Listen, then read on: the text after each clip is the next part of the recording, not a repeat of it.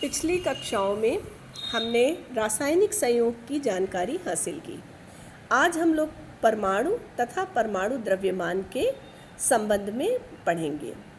तो बच्चों, आपको बता दें कि किसी तत्व का वह सूक्ष्मतम कण जो रासायनिक अभिक्रिया में भाग लेता है लेकिन स्वतंत्र अवस्था में नहीं रहता है, उसे हम परमाणु कहते हैं। अब इस परमाणु के द्रव्यमान के बारे में देखते हैं। क्या है कि किसी तत्व के परमाणु का द्रव्यमान वह संख्या है जो हमें यह बताता है कि उस तत्व का एक परमाणु कार्बन 12 के एक परमाणु के 1/12वें भाग से कितने गुना भारी है।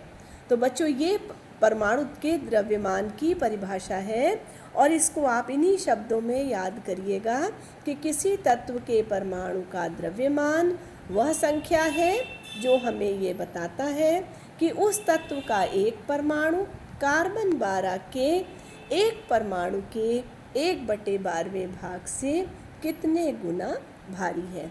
अब देखिए क्या फॉर्मूला है परमाणु द्रव्यमान का। परमाणु द्रव्यमान बराबर तत्व के एक परमाणु का द्रव्यमान बटे 1/12 गुणे कार्बन 12 के एक परमाणु का द्रव्यमान। अब देखते हैं कि ग्राम परमाणु और ग्राम परमाणु द्रव्यमान क्या है। किसी तत्व के 6.023 × 10⁻23 परमाणु उसके 1 ग्राम परमाणु को प्रदर्शित करते हैं। और बच्चों, आपको मालूम होगा कि जो 6.023 × 10⁻23 है, ये संख्या एवोगैड्रो संख्या है जिसे हम Na से प्रदर्शित करते हैं। किसी तत्व के Na परमाणुओं का जो द्रव्यमान होगा उसे हम उसका ग्राम परमाणु द्रव्यमान कहते हैं। अब देखते हैं एक सवाल, कैसे हम लोग इससे संबंधित सवाल कर सकते हैं। प्रश्न आपका क्या है? 12 ग्राम कार्बन परमाणु में पहला भाग क्या है? ग्राम परमाणुओं की संख्या बताइए। और उसके बाद क्या पूछ रहा है कि उसी में 12 ग्राम कार्बन परमाणु में कुल परमाणुओं की संख्या कितनी होगी। आप लोग जानते हैं परमाणु क्या है? अति सूक्ष्म कण है। और तो 12 ग्राम अगर हमने कार्बन का परमाणु लिया है तो उसमें वो छोटे छोटे सूक्ष्म परमाणुओं की संख्या कितनी होगी, हमें इस बात का पता लगाना है।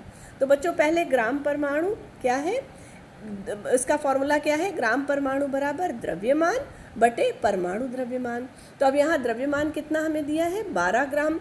तो 12 और कार्बन का परमाणु द्रव्यमान कितना होता है? 12।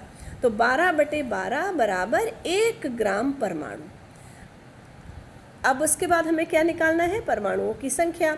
तो परमाणुओं की संख्या क्या है? पहले ग्राम परमाणुओं की जो भी संख्या होगी उसमें हम एवोगैड्रो संख्या का क्या कर देंगे? गुणा कर देंगे।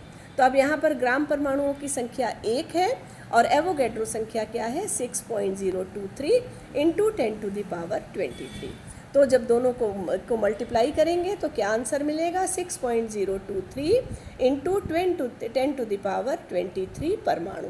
इसके मतलब क्या हुआ कि अगर 1 ग्राम परमाणु किसी भी पदार्थ का होगा तो उसमें उपस्थित जो परमाणुओं की संख्या है वो उसकी एवोगैड्रो संख्या के बराबर होगी। तो आज की क्लास में इतना ही। अगले क्लास में हम इसी प्रकार अणु और आणविक द्रव्यमान की जानकारी हासिल करेंगे।